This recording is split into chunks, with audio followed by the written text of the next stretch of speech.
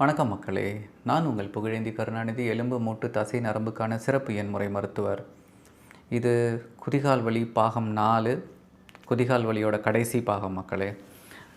இதுக்கு முன்னாடி நான் கீழே இருந்த பிளான்டர் ஃபேஷியா, ஃபேஷியாட்டிஸ், அதுக்கப்புறம் கீழே வர முள், அதுக்கப்புறம் பின்னாடி இந்த சோலியஸ் மசில் அட்டாச் ஆகிற இடம், இதில் வர டெண்டினைட்டிஸ், அதுக்கப்புறம் ரிப்பீட்டேட்டிவ் ஸ்ட்ரெஸ் இன்ஜுரி, அதாவது திரும்ப திரும்ப ஏற்படும் சிறு காயங்கள் எப்படி ஒரு பெரிய காயமாக மாறும், அதை பற்றி நம்ம பேசியிருந்தோம். இப்போ இந்த காணொலியில் நான் எதை பற்றி சொல்ல போகிறேன் அப்படின்னா, எலும்புகளில் நடக்கிற மாற்றம், இதை பயோமெக்கானிக்கல் சேஞ்சஸ். எலும்பில் மாற்றம் நடந்தாலே பயோமெக்கானிக்ஸ், அதாவது ஆர்டிகுலேஷன், நீங்கள் நடக்கிறது மேலே கீழே எல்லா இடத்துலையும் ஒரு மாற்றம் நடக்கும். அதை பற்றி தான் இந்த காணொலியில் சொல்ல போகிறேன். இப்போ பார்த்திங்கன்னா எல்லோரும் சொல்லுவோம் இல்லையா, ஃப்ளாட் ஃபுட்டு, எனக்கு கால் தட்டையாக இருக்குது, எனக்கு வளைஞ்சிருக்கு, அது மாதிரிலாம் பேசுவாங்க இல்லையா. அதுதான் இதோட அதை பற்றி தான் நான் இப்போ சொல்ல போகிறேன். இப்போ பார்த்திங்கன்னா மக்களே, இது நம்மளோட பாதம். இந்த பாதத்தோட அமைப்பு பார்த்திங்கன்னா 2 வகையான ஒரு ஆர்ச் இருக்கும். இங்கே இப்படி இருக்கும் வளைவு, இங்கே இப்படி இருக்கும். நான் வைக்கிறது தெரியுதுன்னு நினைக்கிறேன். இங்கே இப்படி இருக்கும், இங்கே இப்படி இருக்கும். ஸோ 2 ஆர்ச் இருக்குது. ஃபுட்டை சைடில் பார்த்திங்கன்னா இப்படி இருக்கும், மேலேருந்து பார்த்திங்கன்னா இப்படி இருக்கும். ரெண்டுமே ஆர்ச்.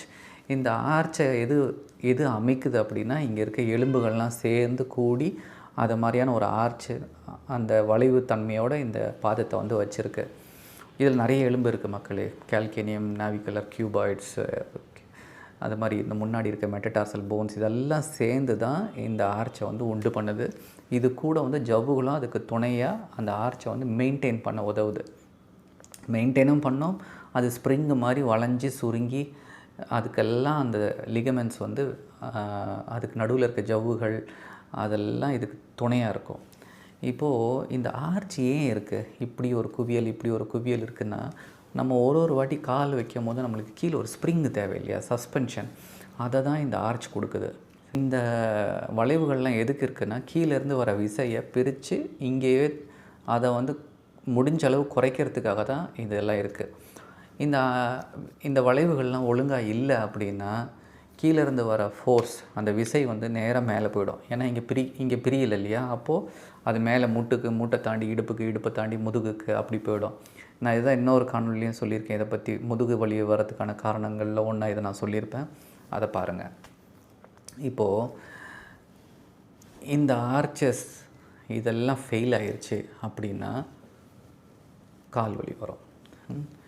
இந்த ஆர்ச் ஃப்ளாட்டாகவும் ஆகக்கூடாது, அதை ஃப்ளாட் ஃபுட்டுன்னு சொல்லுவாங்க. இந்த ஆர்ச் இப்படியும் ஆகக்கூடாது, அது கேவ்டாக இருக்கும். பெஸ்கேவஸ், பெஸ்பிளானஸ்ன்னு சொல்லுவோம். இது பெஸ்பிளானஸ், இப்படி வந்துச்சுன்னா பெஸ்கேவஸ். அதாவது ஆர்ச் வழக்கத்தை விட அதிகமாகவோ இல்லை வழக்கத்தை விட குறைவாகவோ இருக்கிறது தான் அந்த ஆர்ச் ஃபெயிலியர் அப்படின்னு சொல்லுவோம். இது இருக்கக்கூடாது. அதையும் சரி பண்ண முடியும். சில சமயம் பிறப்பிலேயே இருக்கிறத நம்மளால் சரி பண்ண முடியாது. அந்த பிறப்பிலேயே இருக்கிற சில பேர் அதுக்காக உள்ளே குஷனோ இல்லை ஏதோ ஒன்று வைப்பாங்க. என்னையை கேட்டால் அதெல்லாம் தேவையில்லைன்னு சொல்லுவேன். ஏன்னா பிறப்புலேருந்தே இருக்கும்போது அதுக்காக மற்ற எல்லா எலும்புகளும் அதுக்காக மாறி இருக்கும். அப்போ போய் நடுவில் கொண்டு போய் ஒன்றை வச்சு நம்ம இந்த இடத்த மட்டும் சரி பண்ணிடலாம் அப்படின்னு நினைக்கிறத தவறு மக்களே. இந்த விளம்பரங்களில் சொல்லுவாங்க அதெல்லாம் இருந்தால் வச்சுக்கணும். ஆனால் வந்ததுக்கான காரணம் தெரிஞ்சுட்டு அது வைக்கலாமா வைக்க வேணாமான்னு யோசிச்சுட்டு தான் வைக்கணுமே தவிர, தேவையில்லாதப்போ அந்த ஆர்ச் சப்போர்ட் எல்லாம் வச்சிங்கன்னா அது மற்ற பிரச்சனைகளுக்கு வழிவகுக்கும். நர்வ் கம்ப்ரெஷன் கூட வரலாம், இங்கே இருக்க நரம்புகள்லாம் அழுத்தப்படலாம். அதனால் அது தேவையில்லாமல் அந்த ஆர்ச்சஸ்லாம் வைக்கக்கூடாது.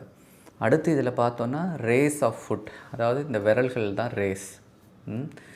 இந்த விரல்கள்லாம் அதோட வேலையை தனித்தனியாக செஞ்சுக்கிட்டே இருந்துச்சுன்னா காலில் எந்த பிரச்சனையும் இருக்காது. உதாரணத்துக்கு நான் இந்த முன்னாடி இருக்க விரல், இது பாரம் அதிகம் தாங்குகிற விரல்.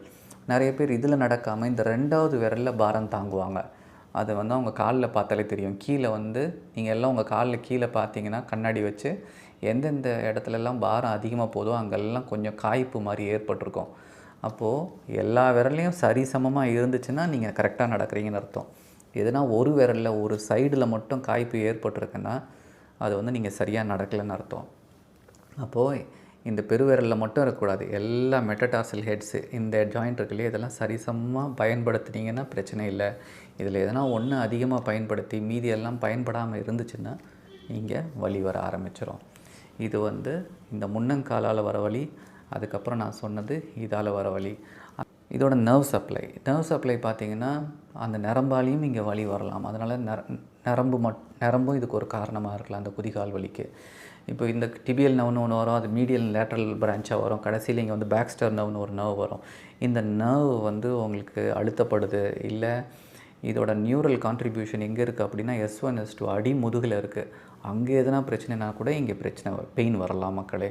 இங்கேயோ இல்லை முழங்கால்லையோ இல்லை இந்த குட்டி விரல்லையோ இல்லை வெறும் பெருவிரலில் மட்டுமோ இல்லை 2 விரலில் மட்டுமோ இப்படியும் உங்களுக்கு வலி வரலாம். அதனால் வலிக்கான காரணங்கள் நிறைய இருக்குது. இது வந்து நீங்கள் ஒரு நல்ல மருத்துவரை அணுகி இந்த வலிக்கான காரணத்தை தெளிவாக கண்டுபிடிச்சாதான் இந்த வலியை வந்து நம்ம சரி பண்ண முடியும். சரி பண்ணுறதும் இப்போ நான் இதுக்கு முன்னாடி காணொலியில் சொல்லியிருக்கேன். இங்கேனா நீங்கள் மசாஜ் பண்ணலாம். நிறைய காணொலியில் என்ன பண்ணாங்கன்னா இப்படி மசாஜ் பண்ணி இங்கே எடுத்துகிட்டு போய் தேய்ப்பாங்க. அப்படி பண்ணக்கூடாது. ஏன்னா ட்ரைனிங் சிஸ்டம் இங்கே தான் இருக்குது. இப்படி தான் எடுத்துகிட்டு வந்து இங்கே தான் முடிக்கணும். அது நீங்கள் வீட்டு பாடத்தில் நான் சொல்லியிருப்பேன். அது மாதிரி ஒரு சின்ன சின்ன விஷயத்துலேயும் அதுக்கான வழிமுறைகள் இருக்குது. அதை நமக்கு சரியாக ஃபாலோ பண்ணல அப்படின்னா அந்த காயங்கள்லாம் வாழ்க்கை ஃபுல்லாக இருந்துக்கிட்டே தான் இருக்கும். அதனால் இப்போ சொன்னேன் இல்லையா, இந்த எலும்பு, இந்த முன்னாடி எலும்பு, இந்த நரம்பு, இதெல்லாமும் காலில் வலி வரத்துக்கான காரணங்கள். இது போக நிறைய காரணங்கள் இருக்குது மக்களே. இதெல்லாம் ஏன் நீங்கள் தெரிஞ்சுக்கணும் அப்படின்னா, எனக்கு இதனால் வலி இருந்திருக்கலாமோ அப்படின்னு குதிகால் வலி இருக்கிறவங்களுக்கு இது ரொம்ப பயனுள்ளதாக இருக்கும். நன்றி மக்களே. அடுத்த காணொலியில் சந்திப்போம் மக்களே. இந்த காணொலியை உங்கள் நண்பர்களுக்கு பகிருங்க. இந்த சேனலை சப்ஸ்கிரைப் பண்ணுங்கள். பார்க்குறவங்க இந்த காணொலியை லைக் பண்ணுங்கள். நன்றி மக்களே.